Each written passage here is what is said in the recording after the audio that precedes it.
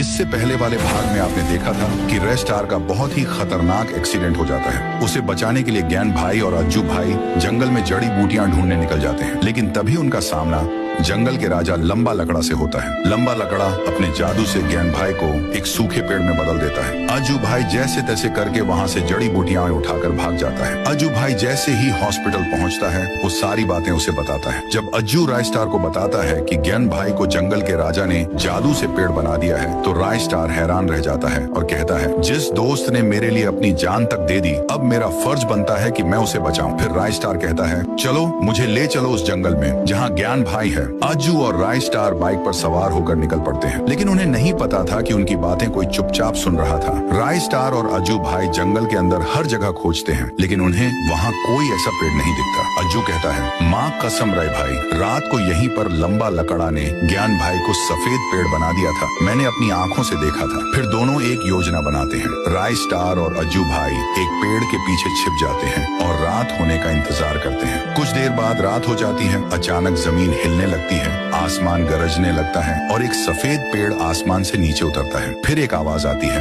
tung tung tung tung सहूर। और वह पेड़ लंबा लकड़ा में बदल जाता है। आजू बोलता है, यही है वो अजीब सा आदमी जिसने ज्ञान भाई को पेड़ बना दिया था। राय स्टार गुस्से में कुल्हाड़ी निकालता है और कहता है, आज तो मैं इस लकड़े के बच्चे को काट कर रख दूंगा। फिर राय स्टार उसके सामने जाकर बोलता है, कहाँ है मेरा दोस्त, मुझे उसे वापस दो।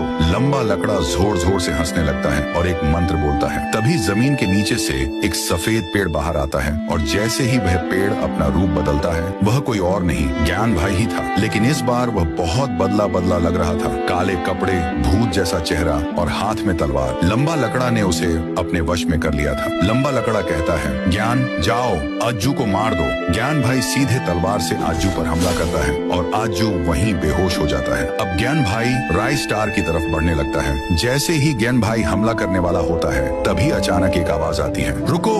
वो आवाज थी उसी डॉक्टर की जिसने राय स्टार की जान बचाई थी। डॉक्टर कहता है, रुको टंग टंग, मेरे बच्चे। राय स्टार पूछता है, डॉक्टर क्या आप इसे जानते हो? डॉक्टर कहता है, हाँ, इसे मैंने ही बनाया है। एक दिन जब मैं अपनी लैब में पेड़ों पर एक्सपेरिमेंट कर रहा था, तभी जोरदार धमाका हुआ और पूरी लैब में धुआं ही धुआं फैल गया। फिर जैसे ही धुआं हटा, मैंने देखा कि वो सूखा पेड़ जिंदा हो गया। इससे पहले मैं कुछ समझ पाता, वो एक सफेद पेड़ में बदलकर वहाँ से भाग गया। तभी से मैं इसे ढूंढ रहा था। टुंग टुंग सहूर डॉक्टर को देखकर बहुत खुश हो गया और बोला, पापा। फिर डॉक्टर ने कहा, बेटा टंग टंग, इन सबको ठीक कर दो। टुंग टुंग सहूर एक मंत्र बोलता है और ज्ञान भाई फिर से सामान्य हो जाता है। सब कुछ पहले जैसा हो जाता है। पूरा ढोलकपुर और वहाँ के लोग फिर से खुशी खुशी अपनी जिंदगी जीने लगते हैं।